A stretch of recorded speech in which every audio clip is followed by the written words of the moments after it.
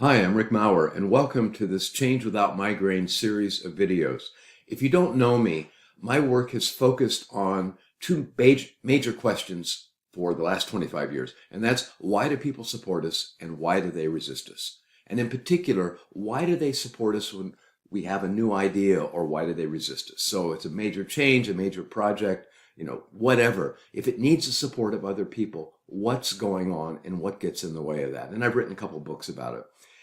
And a couple of years ago, I started doing a bunch of interviews with leaders and fellow consultants just to see what's going on in their world. Are changes more successful now than they were a number of years ago? And on and on and on.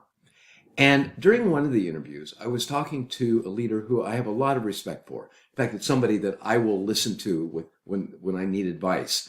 And I said, hey, imagine that we're not in the office right now, but we're having dinner and having a drink. And I say, hey, how's that project going?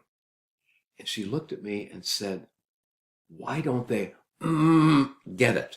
Now, is a substitute for whatever your favorite profanity is. And we both laughed, but then she went on to talk about just how frustrating it was when people weren't getting what she was talking about. And this is somebody who's a good communicator, by the way. And so I would tell other people that story, and they would laugh, and then they would start using profanity as they would tell me about projects. And as entertaining as that was to me, I thought, what is going on? I mean, I've got a shelf full of really good books and plans on good change and project management, books on influence, their consulting practices and training companies just dedicated to that topic, and yet the failure rate still seems to be really high. We don't build support like we need to or sustain it. And so I started wondering about that. We got all these resources. Most of you, I suspect, have had tons of training and have some books of your own on the shelf. What's going on? I love sports. And there's a phrase in sports called an unforced error. And that is when the ball drops in front of the player and they miss it not because they don't know how to catch the ball. They miss it because they're not paying attention, or they're paying attention to something else rather than this. And I think that quite often we fail to get the support, the energy, the forward momentum we need because we're paying attention we're so focused on the technical part and the financial part of the plan, we forget the people part. So there's an image I've been using with clients lately, and maybe you'll find it helpful. I think of a good barista. So I love coffee, and I go to our local coffee shop, and I get in line, and they say, what do you want? And I say, I'll have coffee with cream or coffee black or whatever. Invariably, there's somebody in line ordering a latte. Never once have I heard that person say, yeah, give me a latte and hold the milk.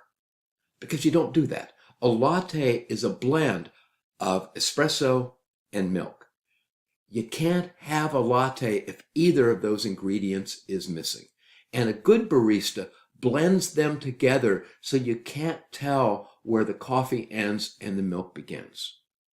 That's the way I think our change strategies ought to work.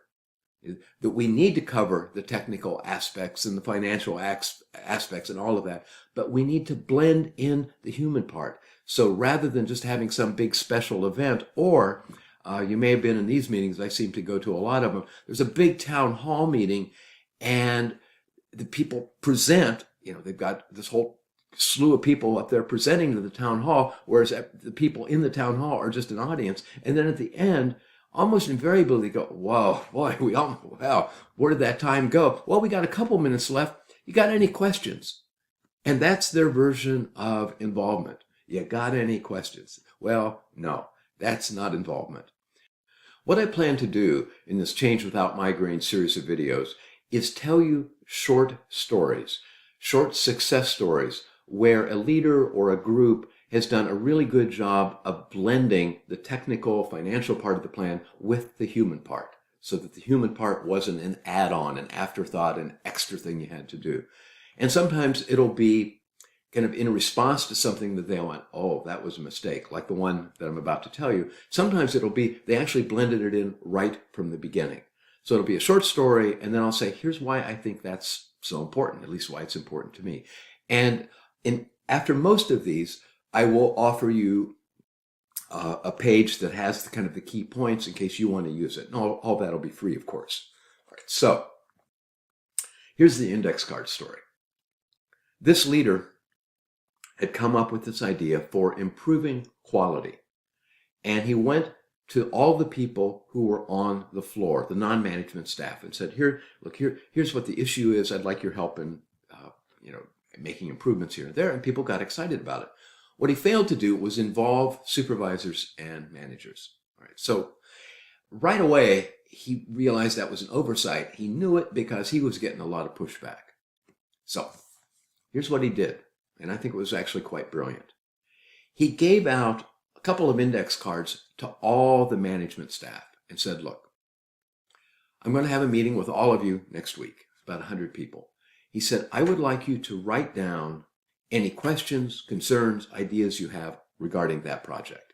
Do not sign your name, and please get it to my office a couple days before the meeting. So, gets into the meeting. By the way, I was at the meeting for a completely different purpose. I was giving a speech later on that morning. So this was all a surprise to me, and it's a delightful surprise, by the way. And so he walks up in front of the room, and instead of slides, he's got this stack of cards. So apparently, it's the actual stack of cards, what he got. And so he reads the first one, and he reads it verbatim. And the first one, let's say, was just a point of clarification. So he would clarify. Other cards were really critical.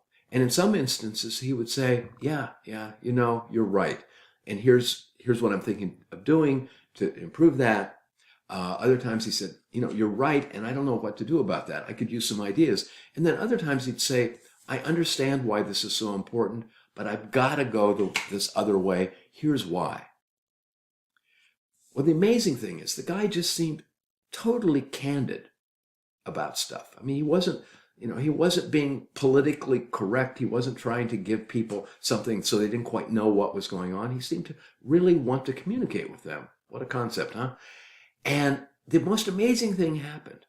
Within about 15 minutes, people started raising their hands. Up to that point, people were able to sit back comfortably, having him respond to these cards that were done anonymously. But people started raising their hands, and let's say the guy's name was Bill, and they say, hey, Bill, before you go on, I want to pick up on that concern on that last card, because I have something related to that.